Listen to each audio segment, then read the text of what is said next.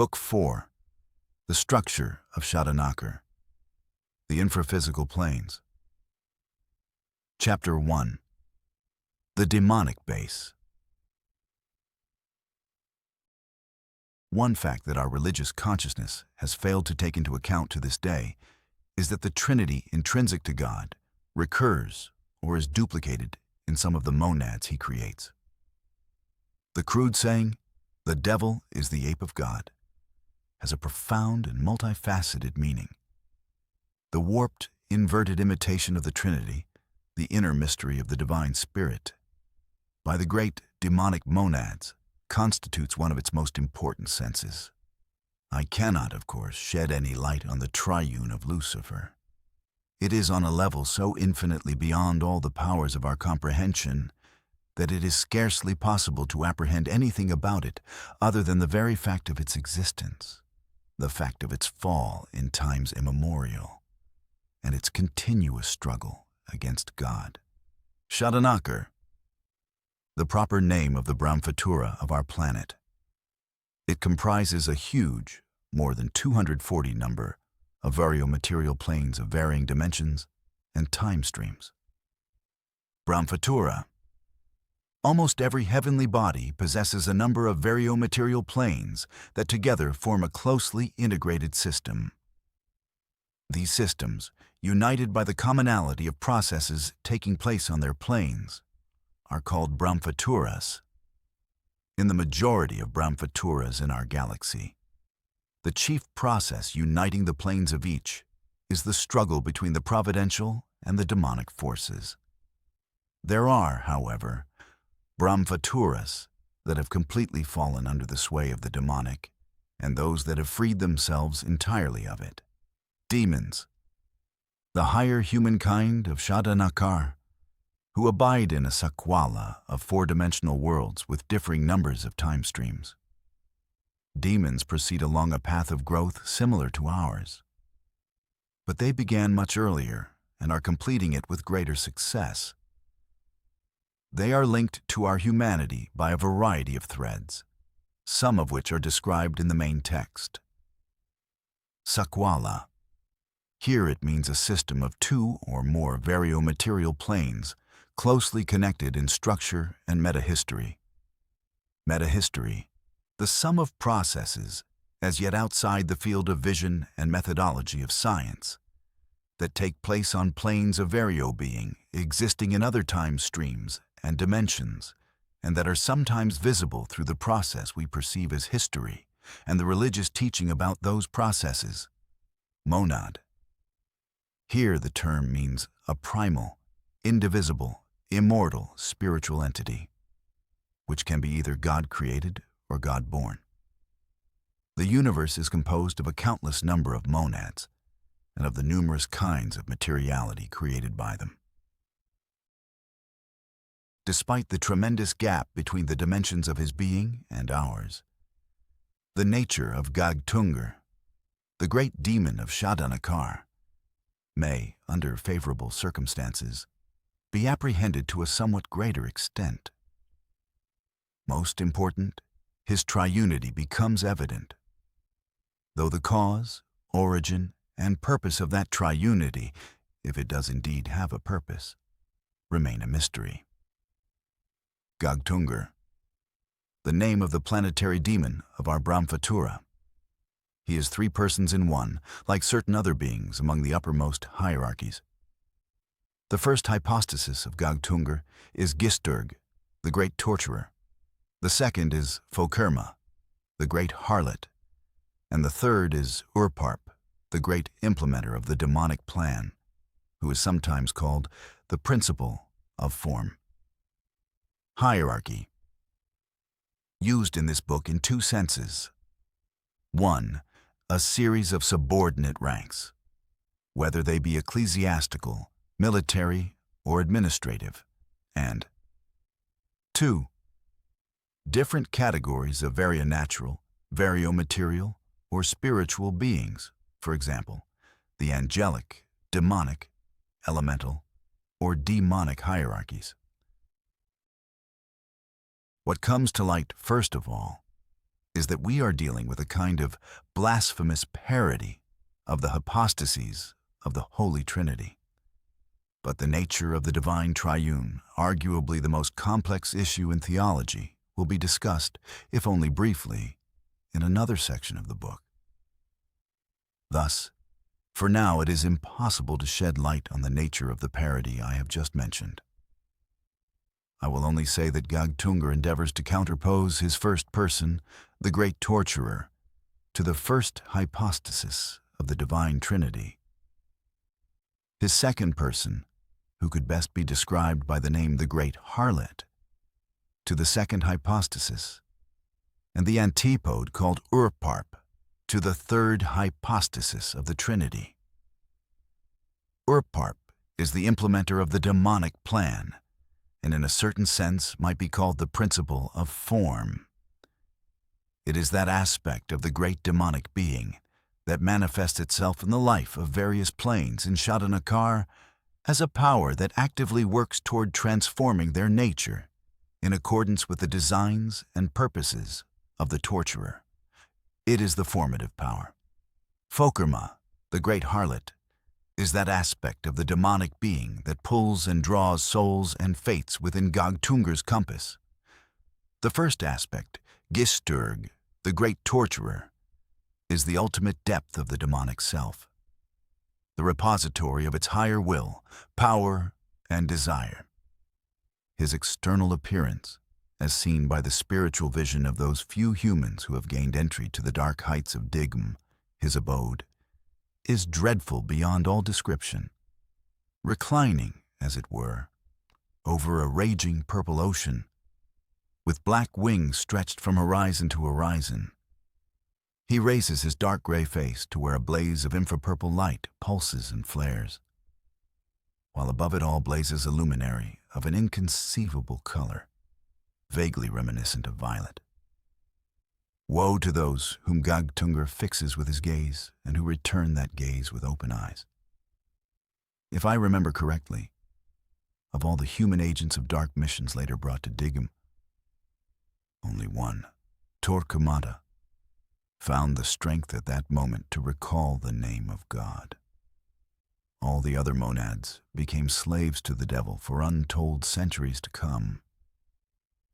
Digm, the abode of Gagtungur, one of the five-dimensional worlds with an abundance of time streams.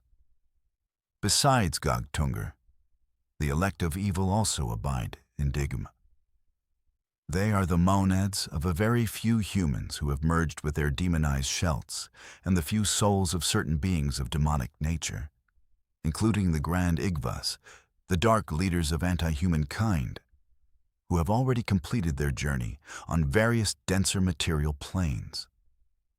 There they together devise the plan for the struggle against God. There they prostrate themselves before Gisturg, are intimate with the great harlot, and are initiated into depths of knowledge in contemplating the face of Urparp. Shelt, the first of the material coatings of a monad. The shelt is fashioned by the monad itself from five-dimensional materiality.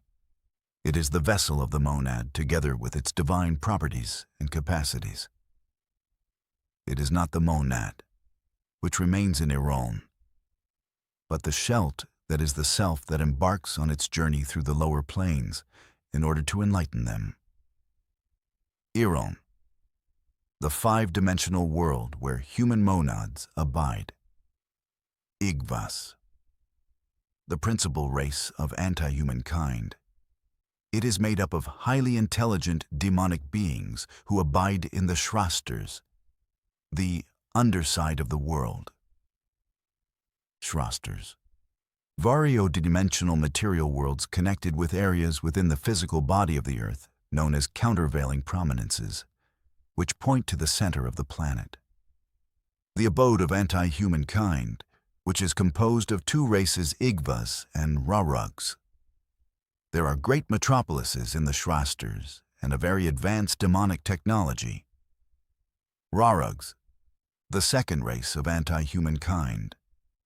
into which the great predators of prehistoric times developed after countless incarnations on the planes of demonic materiality. There is yet an even higher demonic plane in Shadanakar, multidimensional Shog, whose materiality was created by the great demons of the macro-Brahmvatura. Powerful currents of dark energy flow out of the depths of the universe into the plane, and no one other than Gogtungur can enter it. All others are only able to see it from the outside, and even then, only at rare moments. At those moments, they no longer perceive as spherical that same luminary of indescribable color that blazes over Digm. Rather, they perceive it as a pulsating arc stretching from one end of the plane to the other, with its light still violet-like. It is the galactic anticosmos, the seat of power within the galaxy of Lucifer himself. At times, the arc sags inward, as it were, and Lucifer's energy pours into Shog. Thereupon Gogtungur, imbibing it, raises his wings to the black sky. That, at least, is how those who see Shog from the outside perceive it. The manifestations and forms of that world themselves are in actuality transcendental for us. There are, however, other planes in Shadanakar from where the galactic anticosmos is visible, though in a different aspect. The anticosmos of all Brahmvaturas, Shadanakar included, is two-dimensional. They are endless geometrical planes, as it were. They all intersect along the same line, which could be called the demonic axis of the galaxy. To help the reader visualize it, I will employ a kind of structural model. Take a book. Stand it up vertically on its spine. Open it and spread its pages out. And in your mind, imagine the two-dimensional plane of each of its pages extending onto infinity. All the planes will intersect at different angles, but all along the same vertical line, somewhere on the spine. The demonic axis of the galaxy, its anticosmos, is the cosmic prototype for the line of intersection of all these planes. Naturally, it will be visible to any being abiding on any of these two-dimensional worlds, including the corresponding plane in Shadanakar. Anticosmos. Provisional designation of all those worlds created by the demonic to supersede the divine cosmos. At present, the anticosmos of our Brahmvatura consists of the planes of Shog, Digm, Gash-Sharva, Sufetk, and the Pit. The two-dimensional plane in Shadanakar is sometimes called Hell, but the term is not entirely appropriate. The plane is not where human souls suffer in the afterlife. Rather, it is the abode of most of the demonic beings of our planet. It could be called the anticosmos of Shadanakar. But that is not quite correct either, because the anticosmos is not that one plane alone, but all the demonic worlds that counterpose the divine cosmos. It is only, so to speak, the chief demonic stronghold. Its real name is Gash-Sharva. Gash-Sharva, one of the principal planes in the demonic anticosmos of Shadanakar, a two-dimensional world where a variety of powerful demonic beings abide. One could, if one likes, consider the beings there to be incarnated. On the other hand, the concept of incarnation is extremely relative. Their maenads always remain high up in Digm and Shog, while their shelts, for the most part, languish between incarnations in the pit of Shadanakar, a horrible one-dimensional world. Gash-Sharva is the nucleus of the system of worlds created by the demonic powers of Shadanakar to counter the divine cosmos and eventually subvert it. No human being could help viewing that dismal yet awesome world as anything but horrific. The combination of a large number of time streams with only two dimensions produces a peculiar, spiritually stifling atmosphere. Every monad experiences great pain when its shelt enters that world, a pain reminiscent of the sensation that would arise if a body were forced into a tight iron corset. The fewer the dimensions, the denser the materiality of the world. The atmosphere of that world, however, still resembles air, while the completely flat and uniform ground is harder than any matter in Enraph. There is no equivalent of our vegetation. The radiation of the beings themselves and certain mechanical devices serve as light sources. Blue and green are not visible here, though two kinds of infrared are. I will give one of them the provisional name of infrapurple, stressing as I do so that it has no relation to infraviolet. The impression it produces is like that of a very thick, dark, and intense purple. The galactic anticosmos, which is visible from Digum as a luminary of an absolutely inconceivable and indescribable color, and from Shog in the form of a titanic blazing and pulsating infrapurple arc stretching across the sky, appears to Gash-Sharva as a section of the horizon that emits infrapurple light of uniform strength from infinitely distant regions. All the inhabitants of Gash-Sharva are bound together by the tyranny of Gog-Tungur, and at the same time, by a kind of union of shared interests.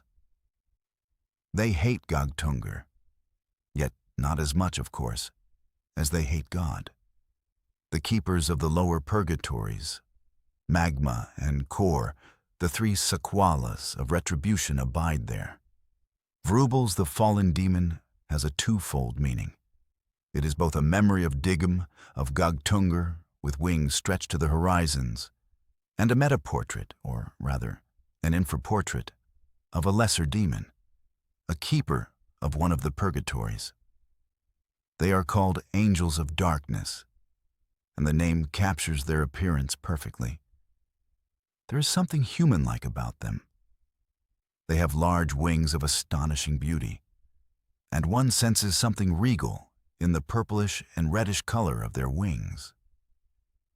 But in Vrubel's picture, these extraordinary wings are broken. The artist's brilliant intuition, conveyed through this detail, reveals the chief disability crippling Gash-Sharva's inhabitants. Their wings are in actuality undamaged, but the possibility of using them is painfully limited, for they can only struggle laboriously, but not fly, through the plane's dense yet transparent atmosphere. The ashen pallor of their faces is loathsome and terrible. Their predatory and merciless nature is wholly revealed in their facial features. These keepers of the lower purgatories replenish their energy by imbibing the gavak of humans drawn down to the purgatories by their karma. In passing from Gash-Sharva to those purgatories, they enter a less dense atmosphere in which crooked, uneven flight, all zigzags and jerks, is nevertheless possible. Gawak. Fine material radiations from human suffering, released both during one's life and during a descent after death. Gavak replenishes the energy of many categories of demonic beings and of Gog-Tungur himself. Other inhabitants of Gash-Sharva, Raifras, the keepers of the magma, bear absolutely no resemblance to humans. Each of them individually resembles most closely a moving ridge of hills. They have something like a face, but the features are very indistinct. The reader might criticize me next for my lack of imagination or for faithfulness to Christian tradition just where it is the most suspect. But it is that very same free play of the imagination that I'm trying to banish from these pages. And the fewer the fancies they contain, the better. As for Christian tradition, what is retained here does not depend on my personal preferences, but on corroboration by my spiritual experience. Unfortunately, the existence of certain beings popularized in Christian demonology has also received such corroboration. Strange as it may seem, beings resembling the devils of our legends do in fact exist, complete with, believe it or not, horns and tail. They abide in Gash-Sharva, where they have the dubious pleasure of being the keepers of the core, the Sakwala, comprising the most horrific planes of torment in Shadanakar. Generally speaking, many of the legends we are accustomed to treating with a smile, or, at best, regarding as symbolic, should be taken quite literally. Now there is a challenge that is beyond the powers of the modern rational mind. A wide range of fantastic beings inhabits Gash-Sharva. Among them, I also know of powerful female demons, to whom I am accustomed to giving the provisional name of Velgas. They are giants. They sometimes manifest themselves in human history as fomentors of violence and anarchy. In no way do they resemble humans or even the monsters of our world here. They are more like huge, coiling, blanketing cloaks of black and purple. Every people, as I recall, has only one Velga. In any case, in Russia, there is only one, a very ancient one. Their incarnations in Gash-Sharva, if we can consider them incarnations, last for centuries. At one time, all those beings lived on the Earth's surface, not in Enroth, but on a plane of approximately the same density and even remotely resembling it. Created by Gogtungur at the very beginning of Shadanakar's history, that plane has long ceased to exist. The demonic beings were smaller in that world and, on the whole, somewhat different in appearance. But they were unable to feel at ease there. They were pressed and cowed by the light. Their essence would have been transformed under its influence and would eventually have ceased to conform to their demonic natures. They do not have an easy life now in Gash-Sharva, but there they nevertheless remain who they are. Enroth, the name of our physical plane, a concept synonymous with what astronomy calls the universe. It is characterized by 3 dimensions of space and 1 time stream. Still other beings make that plane their home. But I know nothing about them, though I do know that some of those who were humans in Enroth abide there. They are the agents of special dark missions. Contrary to expectation, they experience virtually no suffering there. They have a different purpose for being there. In Gash-Sharva, they are meticulously groomed by the powers of Gogtungur for their next incarnation among humanity. What could bring a human Shelt to accept such a mission? Danton accepted his out of fear. Having descended after death through all the planes to the pit of Shadanakar, he was, through the efforts of Urparp, taken up from there to Gash-Sharva, and sometime later was born yet again in Enroth. I don't know if he has died yet this time, but quite recently he was living in Russia, where, in performing a new dark mission, he brought several greatly gifted people to ruin. Sometimes a dark mission is accepted voluntarily, out of a thirst for power or blood, out of an inborn predisposition for evil. Such was the case, for example, with Tamerlane, who after death passed through the same circles as Danton, only more slowly. Raised finally to Gash-Sharva, he had no choice but to accept a new mission. That mission was of far less importance than the first. Gogtungur loves to make a mockery of everyone, including his puppets. The forces of light are frequently forced to descend to Gash-Sharva. To descend thus is very painful but necessary. Events in the struggle with Gogtungur's legions require it. The inhabitants of Gash-Sharva see their enemies penetrating into their world, but they are powerless to prevent it. The demonic base comprises yet another world, a world of a single time stream and a single dimension. It is the pit of Shadanakar, the plane of torment for demonic Shelts and for those few people who have performed dark missions. The pit came into being at the very dawn of our Brahmvatura, through the efforts of Gogtungur and other, more powerful dark forces. It is composed of the densest materiality possible. In Enroth, Only the materiality of stellar cores or that of the monstrous bodies of our galaxy, known as white dwarfs, can to any extent be likened to it. It is difficult to imagine how movement could take place under such conditions. It does, though the movement is painful to the highest degree.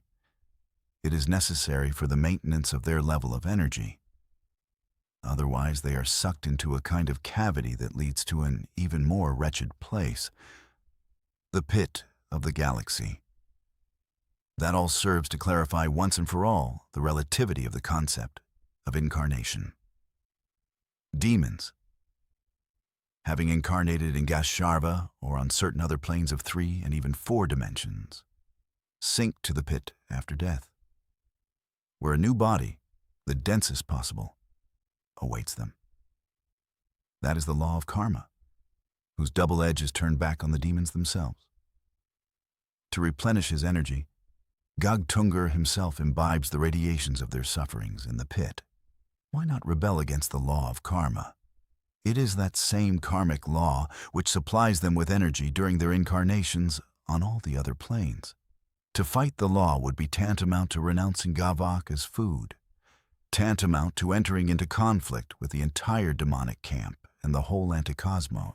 That is, it would be tantamount to ceasing to be a demon. There is such a pit in every Brahmaphatura in our universe, except in those that are free of the demonic. Thus, there are millions of such pits in the galaxy. Just as the two-dimensional cosmic planes of many anticosmoses or Gashsharvas intersect along a common line, all the cosmic lines of galactic pits converge at a single point. The point is located in the Antares solar system. It is no coincidence that the star, also called the heart of the scorpion, served as the embodiment of sinister, even diabolical powers in many mythologies of antiquity and the Middle Ages.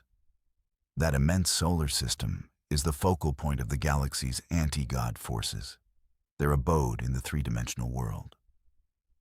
It is also a gigantic metabrahmaphatura of demons, the anticosmos of our Milky Way, to the degree that the anticosmos is manifested at all in Enraf. I have already said that Brahmaphaturs in which demons have been victorious are not long-lived, and the large planet revolving around Antares that is presently energizing the pit of Shadanakar will soon break up, but another will take its place. The one that energized the pit at the time of Shadanakar's founding perished millions of years ago. Antares is visible in our latitudes, low on the southern horizon, in late spring and summer, and many may remember its brightly pulsating wine-red rays. Neither the sun nor any other heavenly bodies are visible from the pit of Shadanakar, only motionless Antares on which one end of the pit rests. In the pit, it appears in the infrared. In the opposite direction, the one-dimensional world fades as it approaches Earth's surface. Nothing is visible in that direction. That is where the cavity to the timeless pit of the galaxy lies concealed. It is difficult to imagine how a body, denser than any other, could resemble the simplest thing we are capable of imagining: a kind of black line. It is even more difficult to conceive how it is that those beings retain the equivalent of sight and even touch. The most incomprehensible thing, I would think, is how they are able to see at all through that densest of atmospheres. It is from that atmosphere that they replenish their energy. Interaction between them is possible, but extremely limited. Their suffering is beyond description. Not only the pit, but all the worlds of the demonic base appeared, as I have mentioned, while the physical body of Shadanakar was cooling. Before the emergence of organic life in Enraf, Gogtungur centered his activities around attempts to establish a demonic plane on the surface of the earth and, when that failed, to reinforce and expand Gashsharva and other planes connected with the lower layers of the crust, the magma, and the core of the planet. When organic life did emerge in Enraph, he focused his efforts on gaining sway over the animal realm, efforts that were in part successful, and on making the demiurge's laws more oppressive. The resultant of those two forces formed the basis for the laws of nature and karma under which we live. The Semitic religions are disposed to attribute to God responsibility for the severity of the laws. Surprising as it is, their severity itself, at least the severity of the laws of retribution, did not arouse any protest and was not even recognized as overly harsh. Even the saints of Christian metacultures reconciled themselves with inscrutable calm to the idea of eternal suffering for sinners. Their minds were not troubled by the absurdity of eternal retribution for temporal evil, while their conscience, how I don't know, was appeased by the idea of everlasting immutability, that is, the inevitability of these laws. But that mode of reasoning and conscience is long past.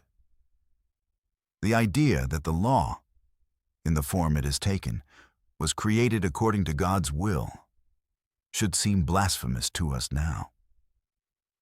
Yes, not a hair of your head will be lost, nor will a single leaf on a tree rustle, except through the will of God. But we should understand that to mean not that the universal law, in its entirety, is the manifestation of God's will, but that God sanctions the maturation of free wills that make up the universe. The existence of a great many free wills gave rise to the possibility that some of them would deny God. Their denial led to their struggle with the forces of light and to their creation of an anti-cosmos, counterposed to the cosmos of the Creator.